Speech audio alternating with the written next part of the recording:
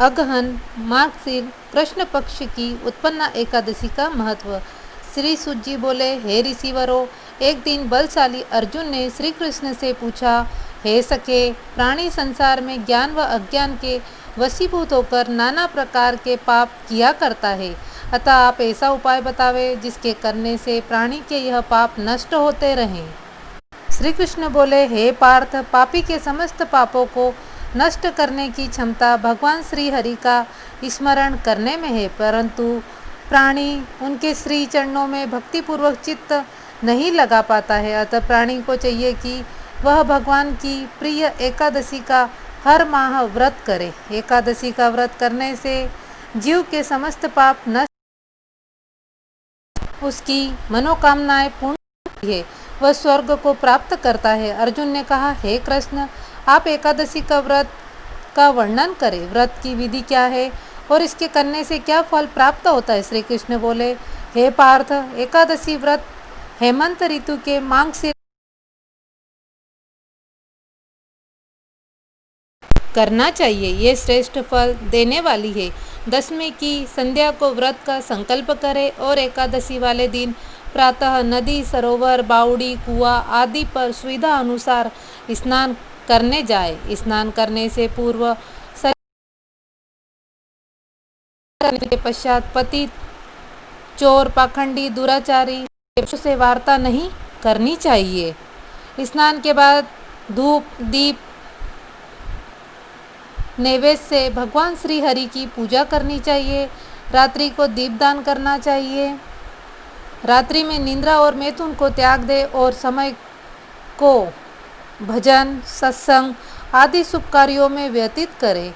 शुक्ल और कृष्ण पक्ष की दोनों एकादशियों को समान समझना चाहिए, उनमें भेद करना उचित नहीं है। इस प्रकार नियम अनुसार जो प्राणी एकादशी व्रत धारण करते हैं वे धन प्राप्त करते हैं, उनको महान पुण्य लाभ होता है। अश्वमेध यज्ञ से 100 गुना फल एकादशी व्रत करने से मिलता है।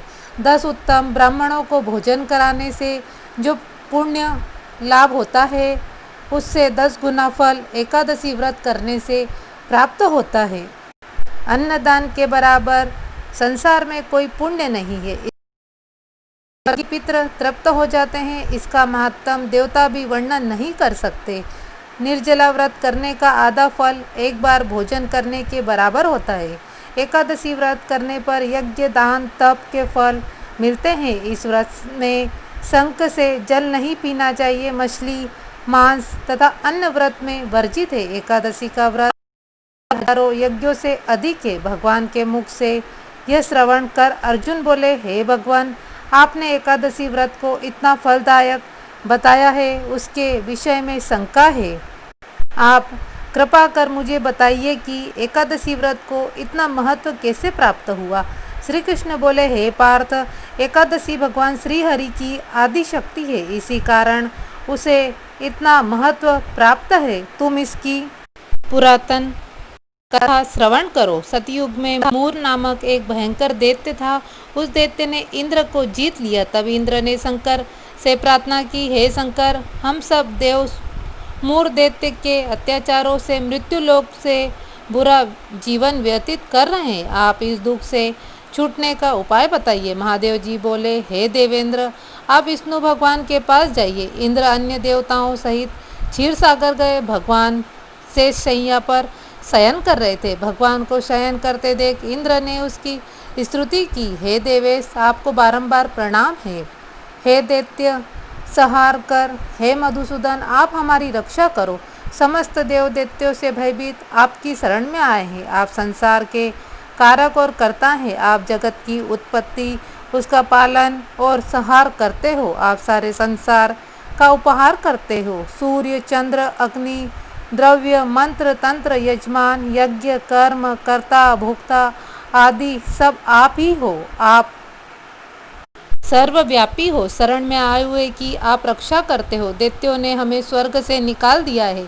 हम पृथ्वी पर विचरण कर रहे हैं। आप रक्षा कीजिए। देवताओं की ये करुण वाणी सुनकर श्री भगवान बोले, हे देवताओं, वह कौन सा दैत्य है जिसने तुमको जीत लिया है? इंद्र बोले, हे भगवान, प्राचीन काल में नाड़ीजंग नामक दैत्य था, उसी के पुत्र का नाम मूर है। उसकी राजधानी चंद्रावती है। मूर ने अपने बल से समस्त विश्व को जीत लिया है, देवताओं को देवलोक से निकाल दिया है। आप उस दैत्य को मार देवताओं की रक्षा करो।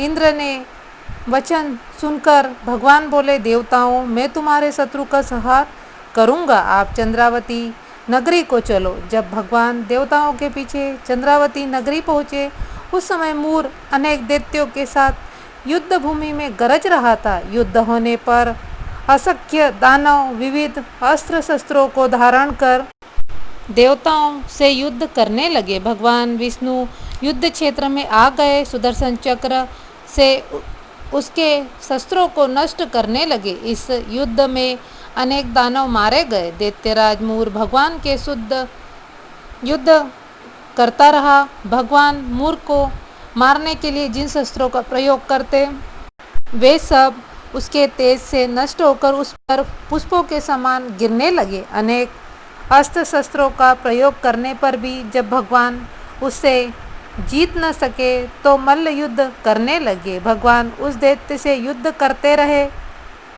परंतु उसे जीत न सके। अंत में भगवान विश्राम करने की इच्छा से बद्रिकाश्रम गए।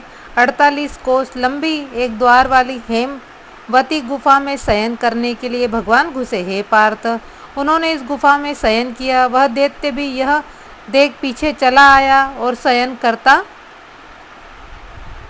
देख उन्हें मारने को तैयार हो गया। उसने सोचा कि मैं आज अपने चीर शत्रु को मारकर सदैव के लिए जीत जाऊंगा।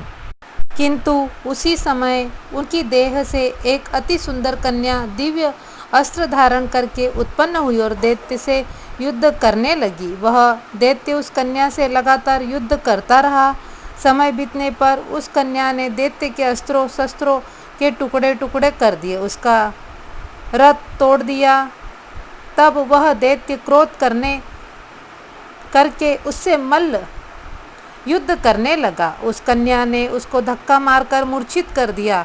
जब दैत्य मूर्छा से जागा तो उसका सिर काट दिया। राक्षस सिर काटते ही पृथ्वी पर गिर गया और मृत्यु को प्राप्त हो गया। भगवान की निंद्रा खुली तो दैत्य को मरा देखकर आश्चर्य करने लगे, इस दैत्य को किसने मारा? तब वह कन्या हाथ जोड़कर बोली, हे भगवान, यह दैत्य आपके वध को तैयार था। मैंने आपके शरीर से उत्पन्न होकर इसका वध किया। भगवान बोले, हे कन्या, मैं तेरे ऊपर अत्यंत प्रसन्न हूँ। तूने देवताओं को सुखी किया, इसलिए तू वरदान मांग। कन्या बोली, हे भगवान, मुझे यह वरदान दीजिए कि जो मेरा व्रत करे उसके पाप नष्ट हो जाए और वह अंत में स्वर्ग को जाए। मेरे व्रत का फल रात्रि को जागने वाले को मिले, उससे आधा फल एक समय भोजन करने वाले को मिले। जो मनुष्य भक्तिपूर्वक मेरा व्रत करे वे स्वर्ग को प्राप्त करे। जो प्राणी दिन तथा रात्रि को एक बार भोजन करे वे धन्य है। जो विष्णु भक्त हैं वे धन्य हैं। जो एकादशी महात्म को श्रवण व पाठ करते हैं उन्हें अश्वमेध यज्ञ का फल मिलता है तथा अंत में वे विष्णु लोक जाते हैं, क्योंकि एकादशी व्रत के समान दूसरा व्रत नहीं है।